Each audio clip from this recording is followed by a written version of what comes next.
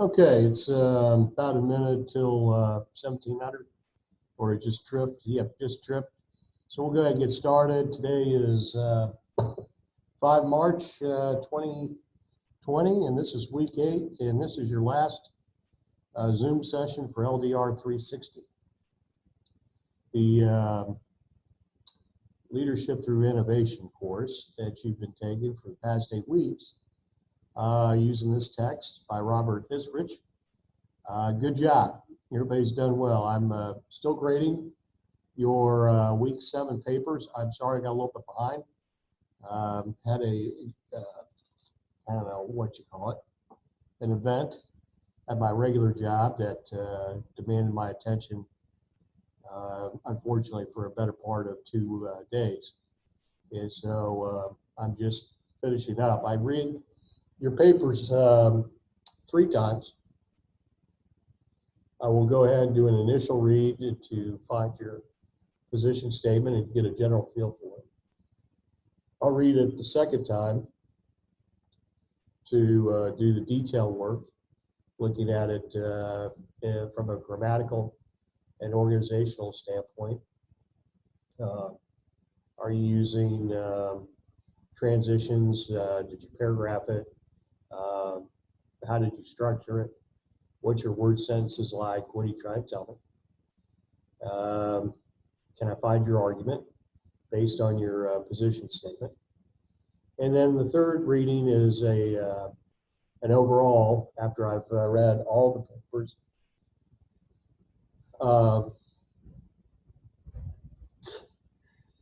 Sorry, excuse me.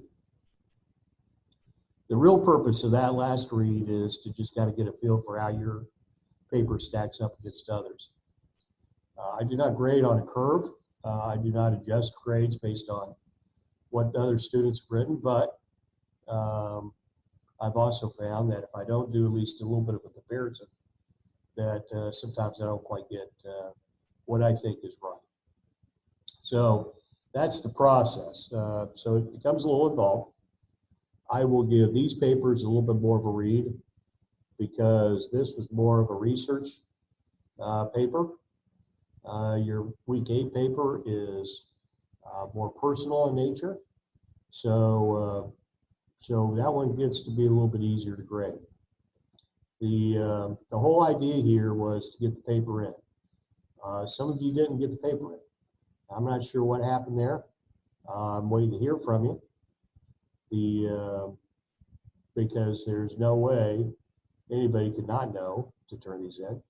And I'll trust you're doing okay. Big thing on it is that there's some time. So let me know what's going on, and then we can adjust we can address it. However, we need to do that. If this is something that you don't think can be addressed, then you need to contact your academic advisor and let me know, because as I've told people, the only way you fail this course is if you don't do the work. That is to say that if you don't get work in, you don't get points. And if you don't have enough points, you're not going to pass. And unfortunately, there's a couple of you in that boat. The rest of you have done marvelously well. We're very pleased with how the scenario studies were going, and look forward to seeing what your papers fully read out to look like. All right, I'm not going to go over the website any. You're familiar with it. You know where you're at.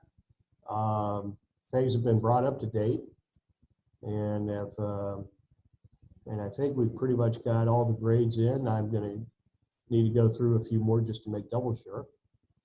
And we'll grade it out, and then by this time next week, you should be done. For some of you, or maybe none of you, I'd have to go back and check again. I apologize for that. You'll be continuing on. I've got Monday, we start LDR 490, which is the capstone course. This will probably be the last time we run this particular iteration through. The capstone course involves reading a biography or autobiography by Bill Marriott, and the other is a biography by former CEO of Salvation Army. So reading a for-profit and a not-for-profit organizational book, if you will, and these two gentlemen obviously cover their organizations, but these are really good studies in leadership. I mean, these are tremendous books, and the way they've encapsulated what you've had to date. So, even for those of you that may not have this particular course when you get to 490, like I said, I think we're looking at different storylines or books because these are starting to get a little dated. I don't necessarily agree with that. I guess I would say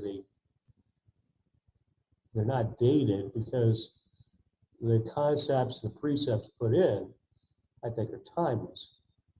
But I think maybe it's a little dated for the aspect of being able to relate to it. There's been some major changes that perhaps don't quite get brought up, and it's a little bit too much to bring up to speed. Maybe that's what we're getting at. Anyway, if you get a chance, you should pick these up and read. And I encourage all of you, continue your studies. When you stop learning, you stop leading. Is the mantra that I'll share with you. Okay. So again, I'm not going to show you through the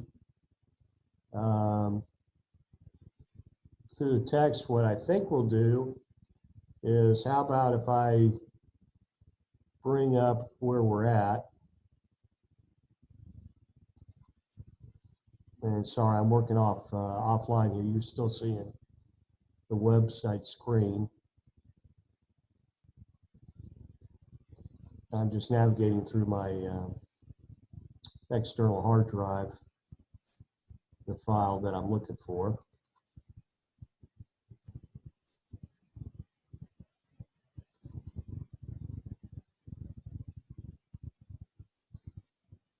Oh, okay. So let's do this. Let's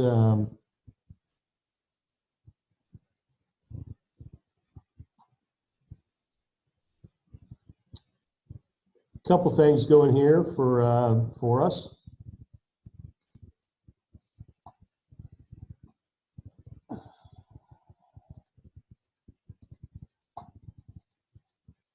Here is a fun one for you. 7 deadly sins of innovation. All right. Lust, envy, gluttony, greed, sloth, pride, and wrath. If it fails, we'll just sack the team. Anyway. And then 8 types of innovation. Incremental, that's pretty good. Going from 1 blade to the 5 to the 8 down to the whatever that is. Breakthrough and everything in between, okay? All right. So we talked about the article, Who's Got the Monkey? I hope you got out of that as much as I wanted you to, because it's a tremendous article, and I'll speak about the article in detail here in just a minute. But one of the questions I asked you in there was, what is the monkey? So in the article, the monkey represents, is a metaphor, okay? A metaphor for a task or problem. Some of you didn't quite catch on that, and I only subscribed that to, you may have rushed through that article a little too fast. Okay, it's one thing to take an article and read it like your instructor asked. And I've been there, done that. So listen, I understand. You rushed for time. I'm not being tested on it, so how much do I really want to devote to it? I totally get that. That said, if it's important enough for the instructor to share with you, then he or she, the instructor, he or she, maybe try to tell you it's worth your while to read the article. In other words, study it. I'm not talking about just passing your eyes over every page and at the end say, phew, glad I read that, and then just jettison it. It's another to be able to take those pearls that are contained within out of the article. And that article has two really important fundamental aspects that's critical for you as a leader to understand. And that's why I shared that article with you. But you're seeing on my on the screen a slide that I use with my seated class, because throughout the leadership textbooks, you'll see a lot of metaphor usage, and it's quite stunning how much is used in leadership. Until you realize that leadership is heavily dependent upon effective communication and the use of a figure of speech, which makes it implicit or implied, or a hidden comparison between two things that are unrelated, becomes very critical, along with pithy observations that contain a general truth, along with rhetorical terms which talk about an effective way of phrasing a point that you're trying to get across, to finally with the Malaphor, which is a blend idiom, an idiom blend, an era in which two small figures of speech are merged, produce nonsensical. All these I'm sharing with you and showing these to you are aspects of communication that you as a leader should understand. Whereas every good story has a beginning, a middle, and end, whereas all organizations have symbols. And it is critical and incumbent upon you, the leader, is to be able to use these as a means to influence that process of influence, which is what leadership is all about. So in the case of a metaphor, as you can see on my slide here, I've got the proverbial frog on a pot of water. The metaphor in this case represented is the boiled frog phenomenon, which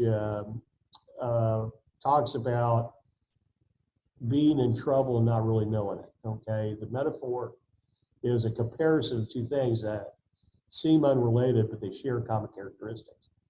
Okay, so in the case of a manager or leader who is in quote unquote hot water and is in trouble but doesn't know it, is explained in the sense of the metaphor of a boiled frog. The premise being a frog placed in boiling water will jump out, but a frog placed in cool water that is slowly heated will not perceive the danger and ultimately be cooked to death. Now, setting aside the biology, and I don't expect you all to go out and experiment with this, I think you understand the metaphor, okay? The second picture there of the title flat represents the aphorism, which is a pithy observation that contains a general truth. It's a terse statement, which is written in a laconic or a memorable form. In this case, a rising tide lifts all boats, which we've used in your innovation class, talking about open innovation, is a premise that when one person does well, everyone does well, okay? And so the idea here is that if we could get everybody doing well, then we as a society, we as a culture, we as an organization are going to succeed beyond measure. And that's really what we're after, okay? It's not one at the expense of others. It's not a zero-sum game in most cases. And so let's work to get everybody up at the higher level, okay?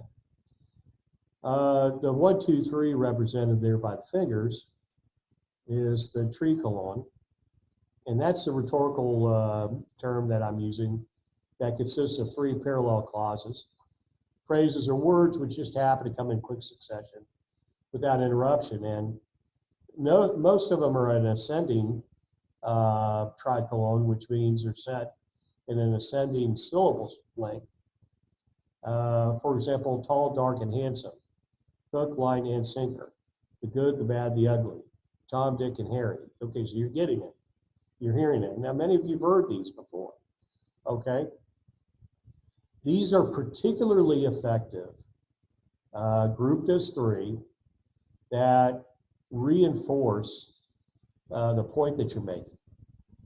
In, I believe it was his first inaugural address. Excuse me. Pardon me.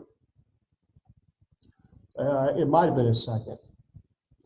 President Obama used almost 30 tricolons in his speech. It is a very effective rhetorical device. So something that I would recommend you to use. The fourth, the last, that is here on my slide, represented by the funny little cartoon, is an India blend where we've got two familiar figures of speech are merged that produces a nonsensical result. So, for example, if I've got too many cooks spoil the broth and spare the rod and spoil the child, I could conform those two into a Malaphor, which is too many cooks spoil the child, which is actually a little better than the alternative.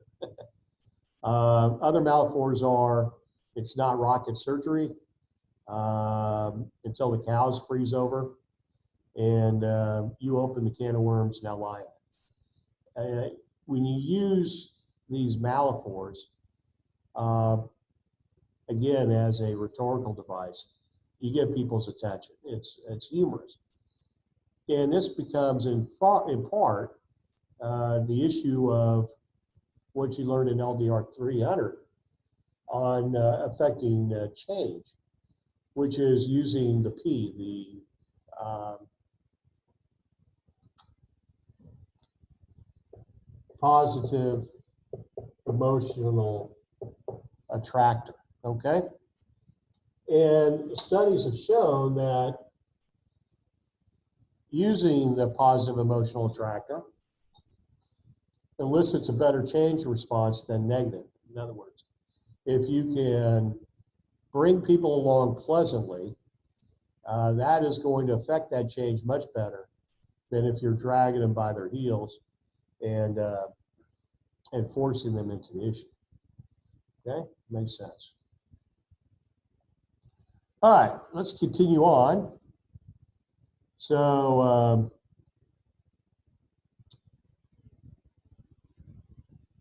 you got the boiled frog metaphor in the early part of this course.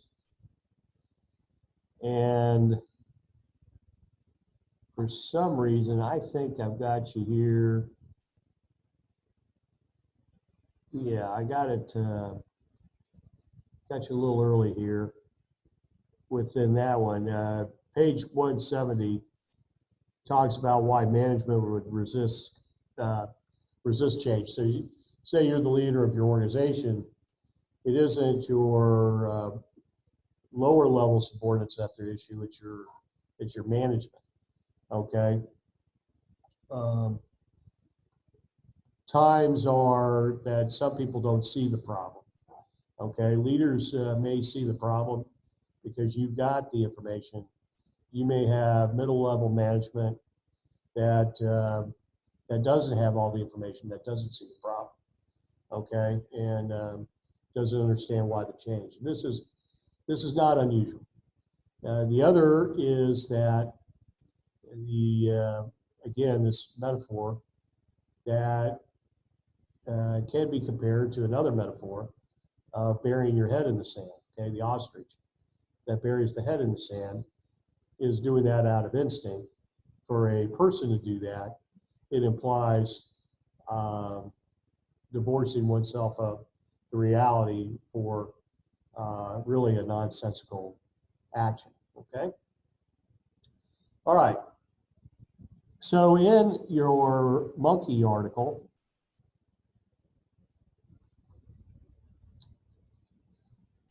the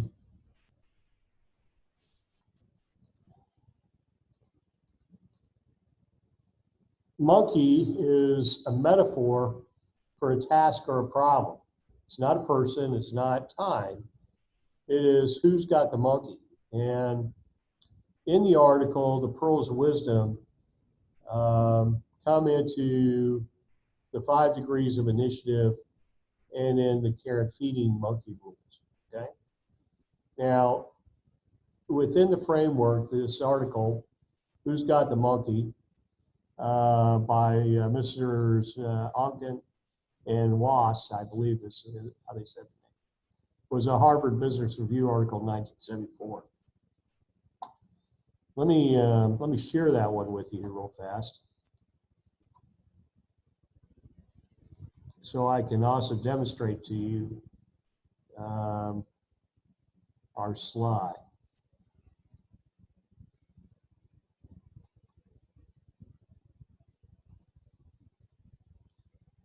All right, here is the article.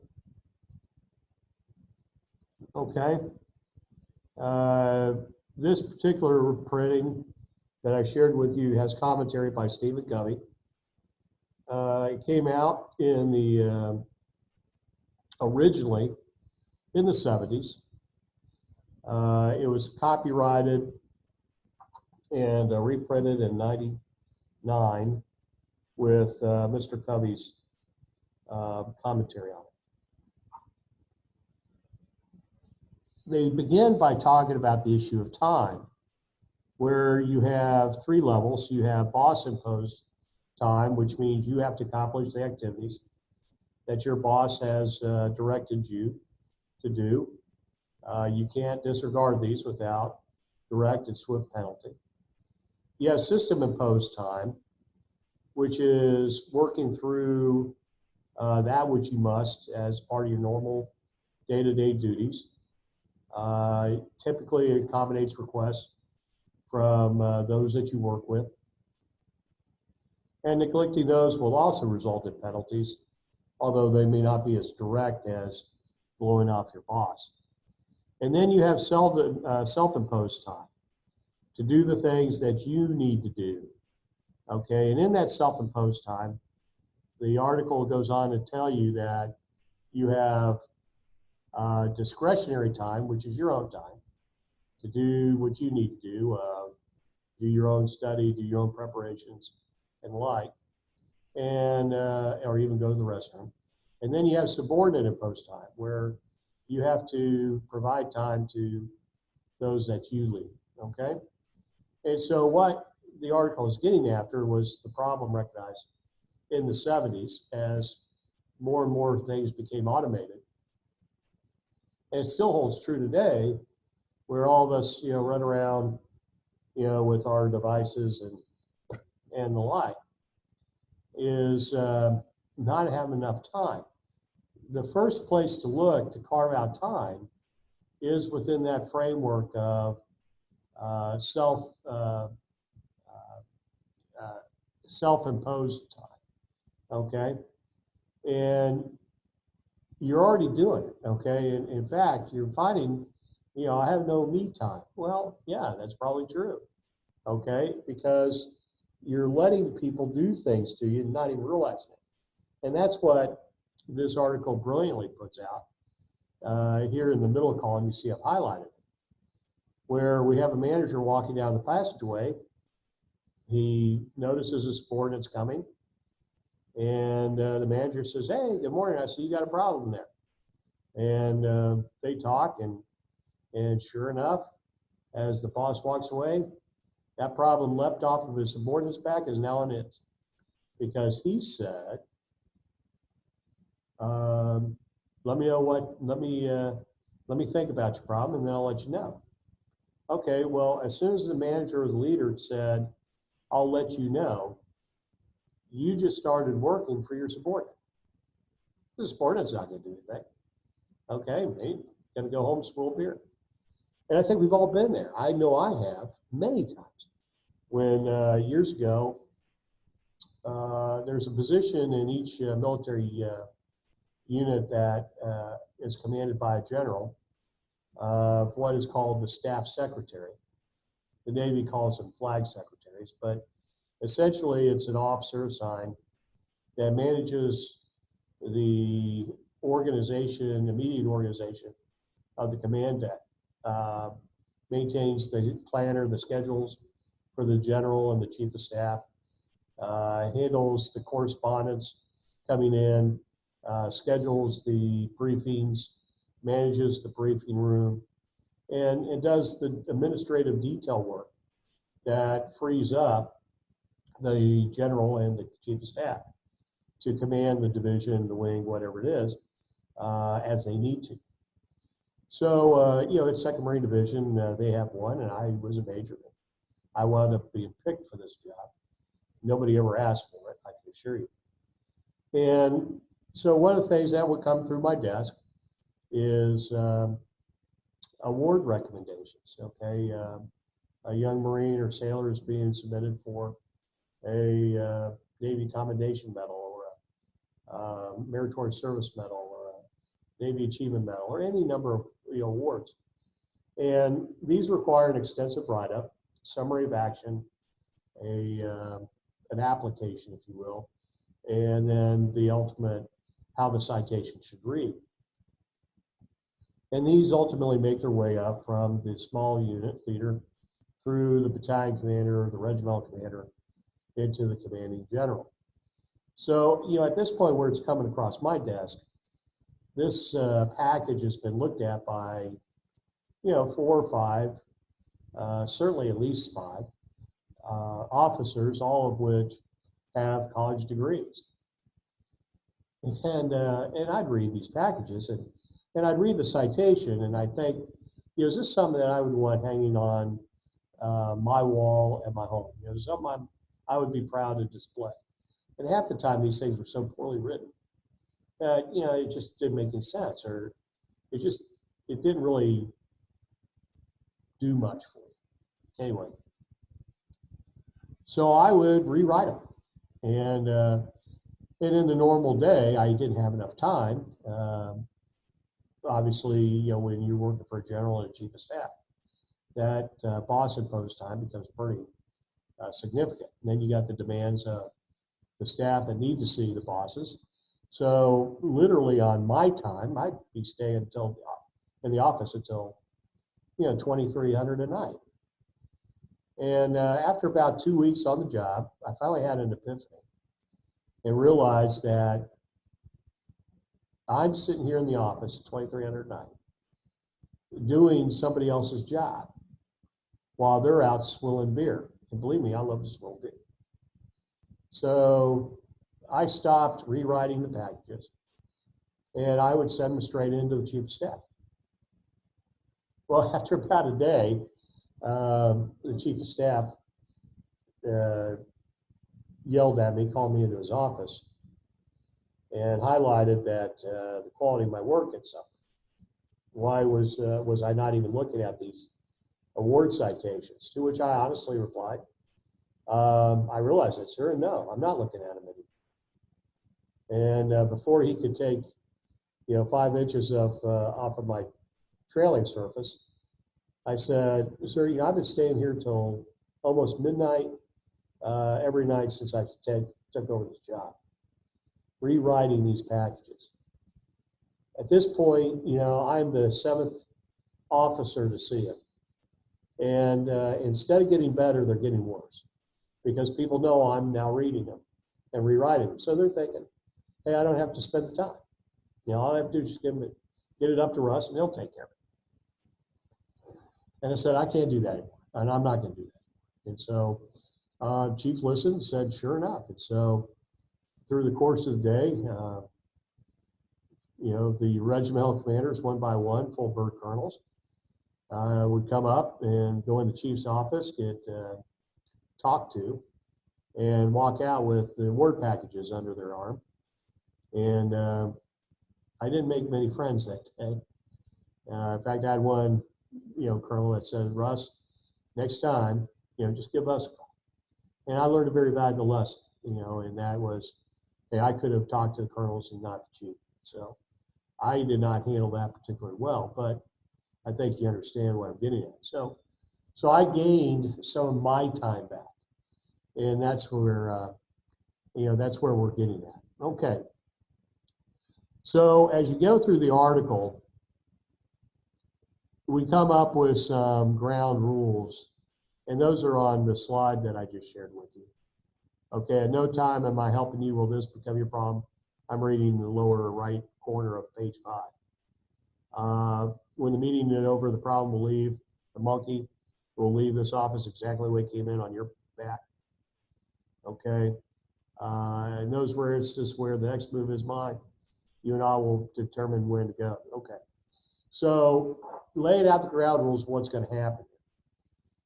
On that final page is where you get the real meat of this. Now, what you get out of it. Okay, the first is the issues of initiative, the 5 degrees of initiative. You can be highly restrictive, okay, and tell the subordinate wait until told. And you could go all the way up to the least restrictive, and that is act on your own and then at some point report back, okay?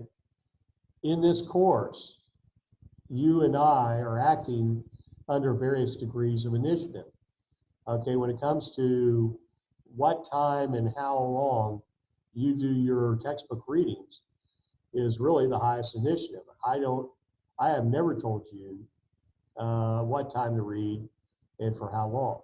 Okay, you're doing that. And the only time you would routinely report that to me is if we were in seated class and if we were talking and I asked you, did you do the read?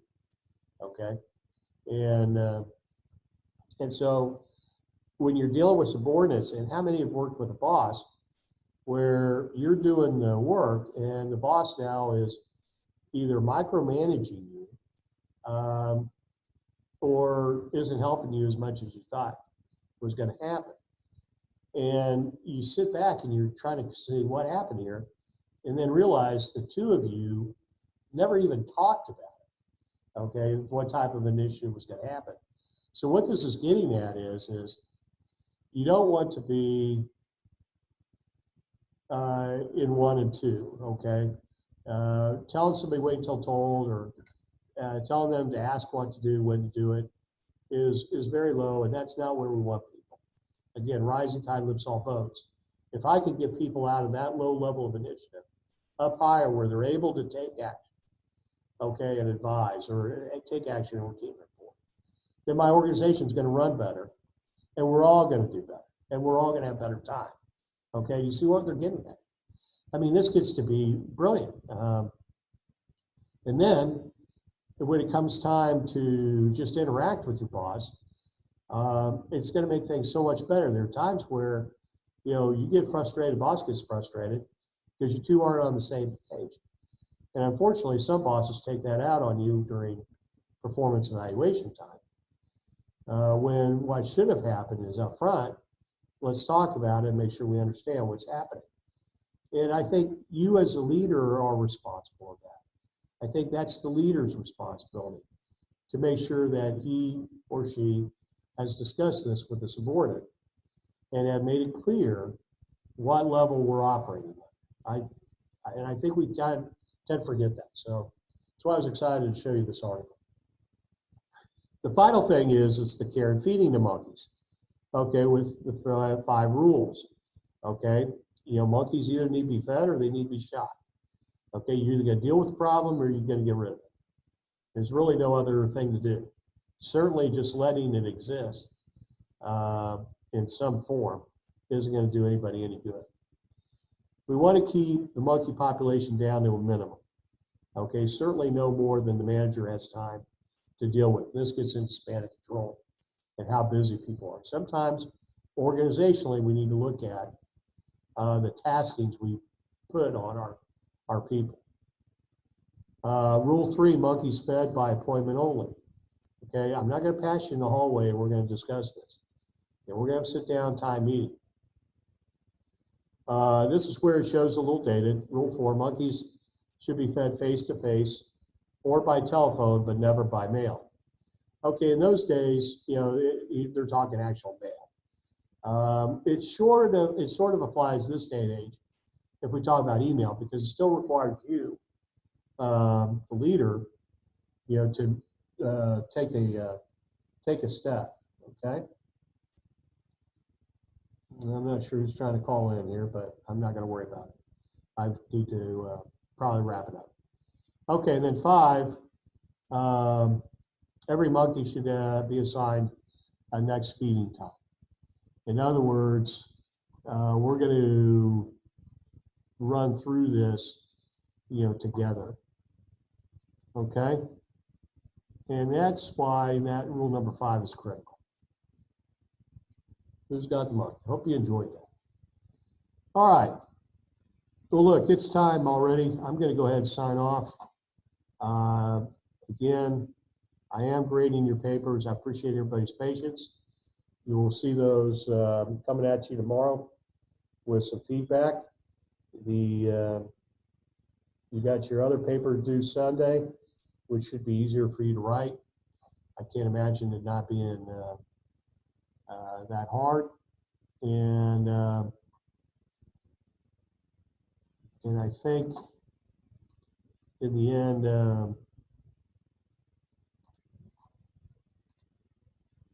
let me get the share back here. What happened here?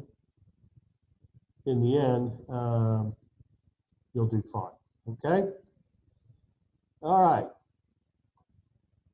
Well, at this point, I'm going to sign off. I hope you all are doing well. And we'll catch up with you later.